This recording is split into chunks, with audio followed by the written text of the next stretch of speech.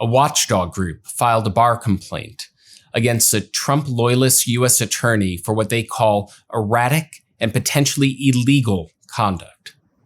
I'm Adam Klasfeld, and you're watching All Rise News on Legal AF here on the Midas Touch Network. Today, I'm going to break down a new development involving John Sarcone, who's the top federal prosecutor in the Northern District of New York. Mr. Sarcone has no former federal prosecutor experience, no prosecutorial experience at all coming into that position. But he did have experience in the 2016 Trump campaign.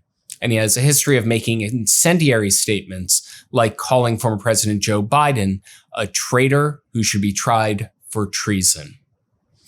Now, treason is the only crime listed in the U.S. Constitution.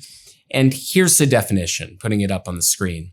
Treason against the United States shall consist only in levying war against them or in adhering to their enemies, giving them aid and comfort, end quote. It's a death penalty charge. And that incendiary allegation does not mean disagreeing with or criticizing Donald Trump. But that's the top federal prosecutor for the Northern District of New York. And last month, the judges in that district refused to extend his interim term into a permanent position. So the Trump administration gave him a new title, special attorney, and they left him in the district. And this is part of a national trend that legal experts are warning can compromise cases in those districts. I'm going to get back to that later. But first, I'm going to go to the controversy that led to the bar complaint. It was a local scandal in Albany that got some national attention, and it involves an incident outside a Hilton hotel in Albany where Mr. Sarcone claimed his life was threatened. The Albany Times-Union, local newspaper, had obtained the surveillance footage. And here it is. I'm going to put it up on the screen. This is the incident where Mr. Sarcone says his life was threatened. And in the footage, you can see him being approached by an undocumented immigrant from El Salvador by the name of Saul Morales Garcia. And you can see in the video, Mr. Morales Garcia apparently brandishes a knife. And there's no audio, so you can't hear what's being said. And undoubtedly a scary encounter. But importantly, this is what the bar complaint notes. Quote, "At no time does the video show Mr. Morales Garcia anywhere near Mr. Sarcone. He is yelling at him from a distance." But that's not how Mr. Sarcone described the incident, either in an official press release or on a nationwide publicity tour. In his press release, he called himself a victim of a, quote, life-threatening incident. And here's how he described it on Fox and Friends. And then he pulls a knife out. He goes like this. And he's screaming at me, and then he charges at me. Wow. He starts charging at me. That's what he says there, and you've seen the surveillance footage. Now, here's what he said in a press conference that was carried by a local CBS station when he's describing the circumstances of Mr. Morales Garcia's first deportation from the United States in 2010.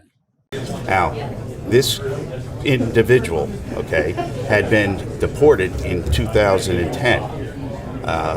I'm not going to say what the crime was because it's horrific, but it's of moral turpitude, and you can look that one up. Now, this crime of moral turpitude that he couldn't even speak in front of this pool of reporters. Well, according to Trump's Department of Homeland Security, that crime was petty larceny and theft. Serious crimes, but one of them was a misdemeanor. It's hardly something that you would expect that a federal prosecutor would be so unspeakable that he couldn't recount it. He also claimed that Ms. Morales Garcia's re-entry into the United States sometime after 2010, he blamed that on Joe Biden's, quote, open border policy. But Trump's Department of Homeland Security said that they don't know when Ms. Morales Garcia re-entered the country. The press release said that he re-entered, quote, at an unknown date, end quote, between April 10th and December 2021.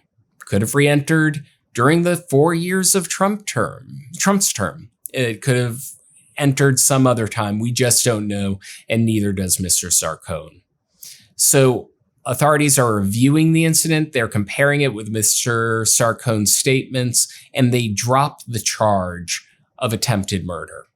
Mr. Morales-Garcia eventually pleads down to a single count of menacing, a misdemeanor, and give him a 90-day sentence. And days after this sentencing, the judges refused to extend Mr. Sarcone's term.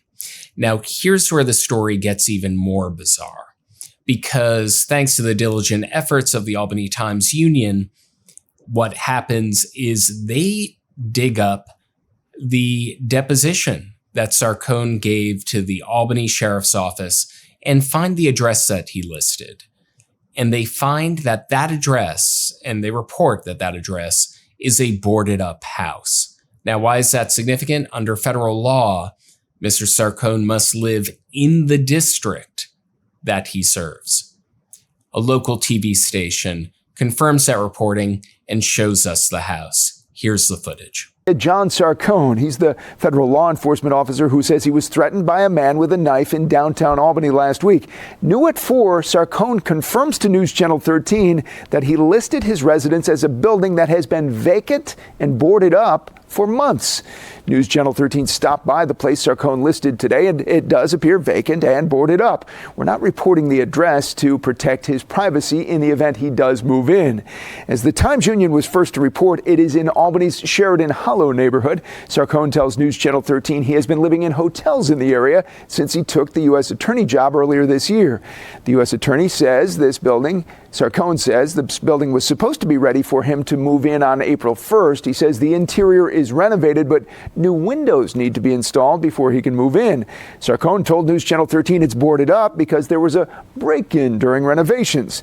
Federal law requires the U.S. Attorney to live within the district they represent. Sarcone told police that was his address when he reported being threatened by a man with a knife in downtown Albany. We showed you the video of that confrontation yesterday, live at 4. Because of all this, the watchdog group, the Campaign for Accountability, claims in their complaint that Sarcone violated multiple ethics rules, including one prohibiting, quote, dishonesty, fraud, deceit, or misrepresentation. Now, this same group, the Campaign for Accountability, also filed a bar complaint against Alina Habba. And here's where it becomes a national story, because this is a nationwide trend of 2 Trump loyalist attorneys, U.S. attorneys, one from New Jersey, one from Northern New York, who are given temporary terms unilaterally extended by the Trump administration, even though the judges refuse to extend it, and even though there's no Senate confirmation. And legal experts are warning that this is becoming a nationwide trend that we're seeing in Nevada and in California that could potentially compromise the cases brought in those districts. And already we're starting to see criminal defendants challenging the legitimacy of the appointments. This has happened in the case of Alina Habba, and a judge just advanced arguments over whether her appointment is illegal. So I'm going to keep following this story. If you want to go deeper into it, visit www.allrisenews.com and subscribe to support my work. And to make sure that you keep seeing these videos, hit subscribe now on the Legal AF channel to make sure that you catch the next dispatch. Thank you for watching. Can't get your fill of Legal AF? Me neither. That's why we formed the Legal AF Substack. Every time we mention something in a hot take, whether it's a court filing or a oral argument, come over to the Substack. You'll find the court filing and the oral argument there, including a daily roundup that I do called, wait for it, Morning AF. What else? All the other contributors from Legal AF are there as well. We got some new reporting. We got interviews. We got ad-free versions of the podcast and hot takes. Where? Legal AF on Substack. Come over now to free subscribe.